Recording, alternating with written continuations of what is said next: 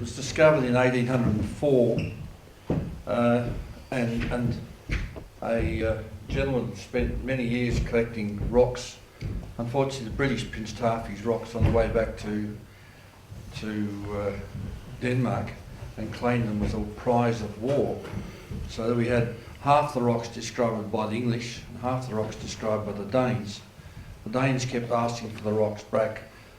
Last time I checked, they still hadn't given them back. And that's the history of this deposit. Lots of people, lots of controversy and lots of things. There's about 2,500 academic papers written on this particular deposit. They cover many tonnes.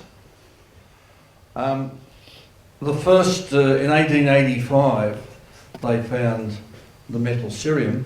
By 1889, the Cryolite company was producing cerium metal from this deposit. Couldn't find anyone to buy it, but in 1910 they did the same thing with zirconium. Still couldn't find anyone to buy zirconium. And the same in 1930 with hafnium.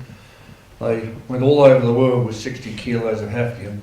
No one could find a use for it. In fact, in the end, they gave it to Niels Bohr to play with. The same happened in the 1950s with zirconium. Now, of course, today, tantalum is essential in mobile phones. Rare earths have got all the green uses you can poke a stick at, and zirconium is probably one of the metals to come.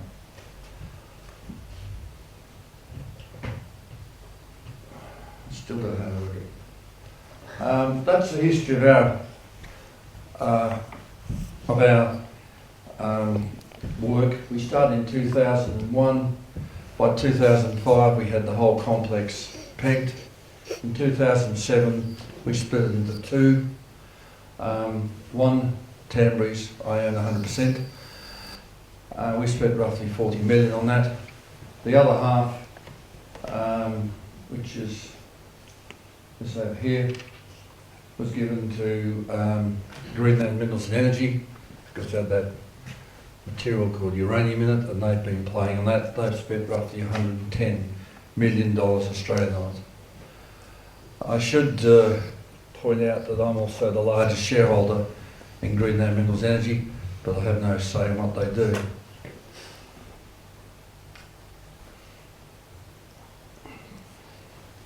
And perhaps I should, to stop any confusion, just explain the differences between the two ore bodies.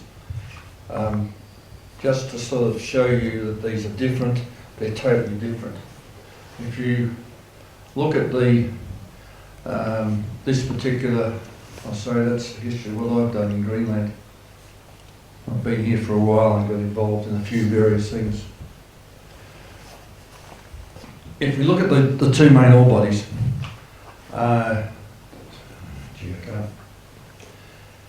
the main mineral we have is a mineral called eudolite, which I'll show you in a moment, and their main mineral is steenspatine. The grain size, we've got very coarse grain. Because we've got coarse grain minerals, we can separate it using magnets.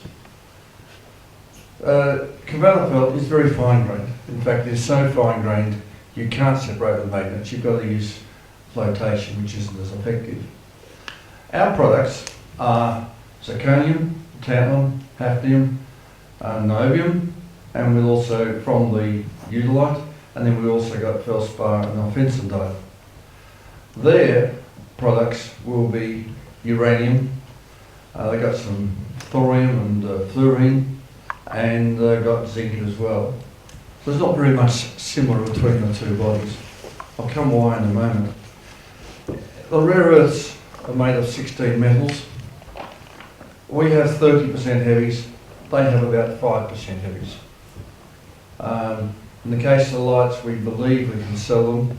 Well, I don't know what they do with their lights. In the case of heavies, everyone can sell them. So there's very little competition between the two ore bodies.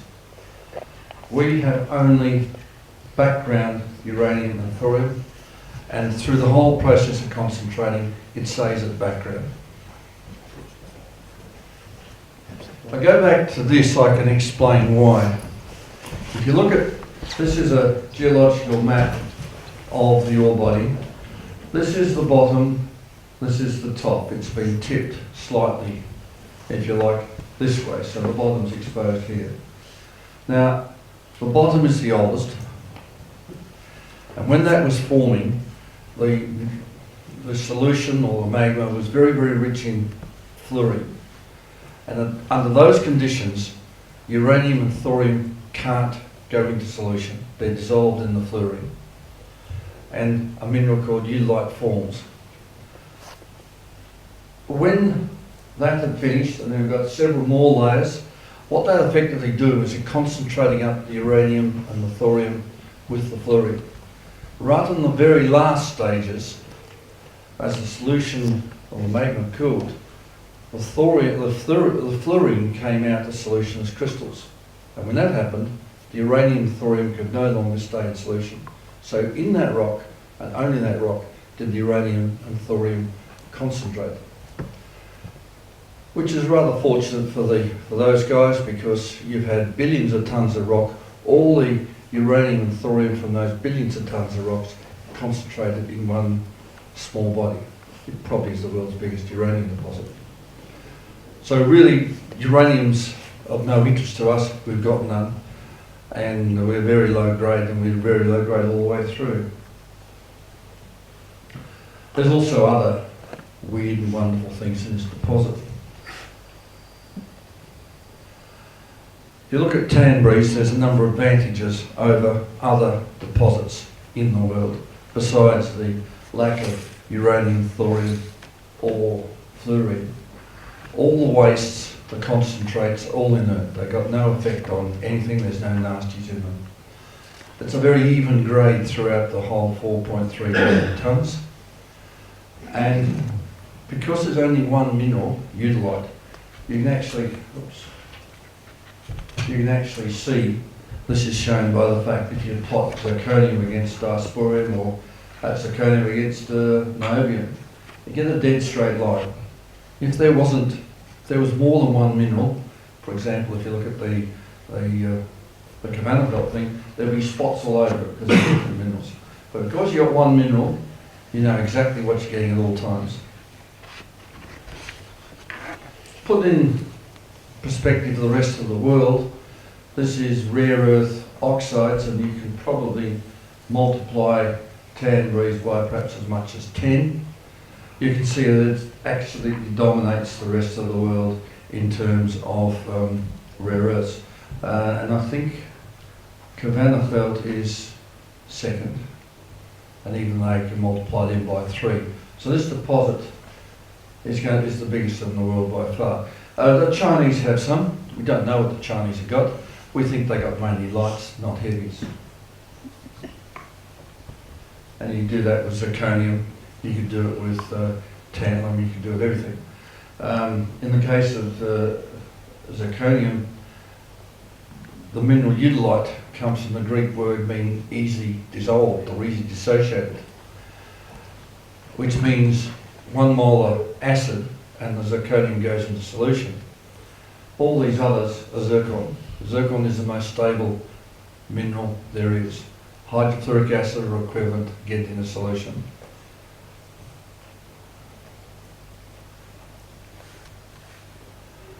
The procedure is rather simple. We drill and blast, front end loader, truck it 300 to 400 metres to the plant where it's crushed, and then we separate it using magnets. The fine grain will go up to tailings, although we think we can treat that as well, and the coarse grain is split into black, red and white. The black is magnetic, the white is non-magnetic, and the red is almost magnetic, separated. And then eudolite will go to be separated into various products. The feldspar we can make glass and porcelain with, and some other things I'll come back to in a moment. And our benzendite, we think we can use that for making special bricks. So there is a real chance that about 80% of the material from the mine will be able to be sold. And in addition to that, we think we can leach rare earths from the tailings, which means you have almost 100% used, which is quite unusual for a mine. This is an aerial view of, there's the tailings lake. There's that little town we had there. There's Nuuk. There's the power line across the field there. There's across the field. So the ships would come up this field, anchor the port just there, and come back down again. This field doesn't freeze. And we're going to use diesel power, but if we can talk the local electrical people into it, we can use electrical power lines, hydro power's right near it. That's a side view picture of the plant, which Nicola will go into later, and that's the tailings dam. We've got many years where you can put tailings. If you can sell the tailings, we'll use it less and less. Before I go into that, I'll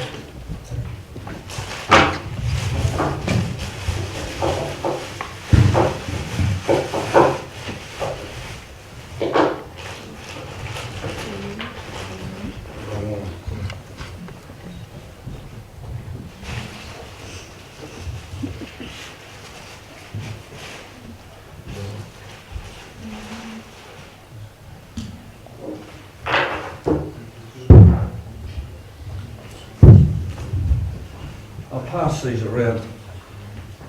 This is what we call high-grade ore. This is what we call high-grade ore, and you can see the black, red, and white within that. And this one is sort of more average grade ore. This has only got the red and white in it. The red being the eudolite. To quickly go through the uses of these various metals, and novium, the sort of novium producer comes to the top end of the market, and novium is things like turbines, special steels, that sort of material, and of course superconductors. Zirconium has probably got enormous growth. Zirconium has special properties. Nothing biological will grow on it.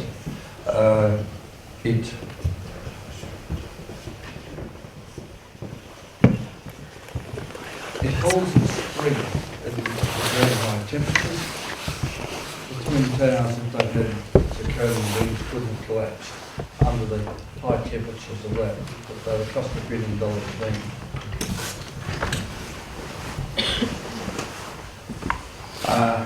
Rare earths, there's 16 metals and 16 separate sets of properties. The ones that are interesting at the moment are the heavy rare earths, which are mainly used in magnets, special magnets. And tantalum, well, without tantalum you couldn't have a mobile phone. That's the main use.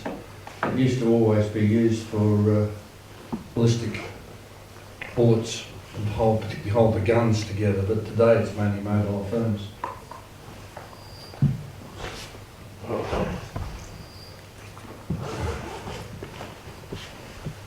Now, that's the breakup of the rare earths in our particular group, and as you see, they're mainly the heavies. But we haven't finished there, because in addition to the obvious uses I've shown there, we're doing quite a lot of research on other properties and things. For example, this is one of the potential byproducts, average sort of everyday rock. Can you kill ones? Can you kill ones? Sorry? Can you kill the ones? Yeah. Wow. Average sort of everyday rock.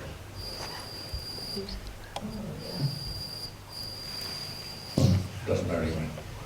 But if I put it under ultraviolet light, as you can see, it goes a bright orange colour. I'll pass that around to play with it as well. Now that's got particular uses in everything, casinos to fish tanks to all sorts of other, and as a marker as well.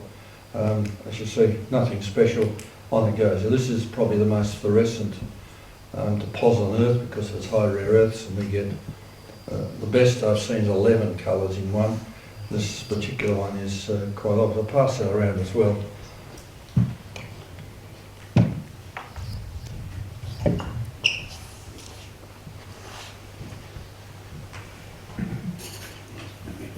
I've kept it fairly brief. I hope if you've got any questions, please come back and ask me later. Thank you very much.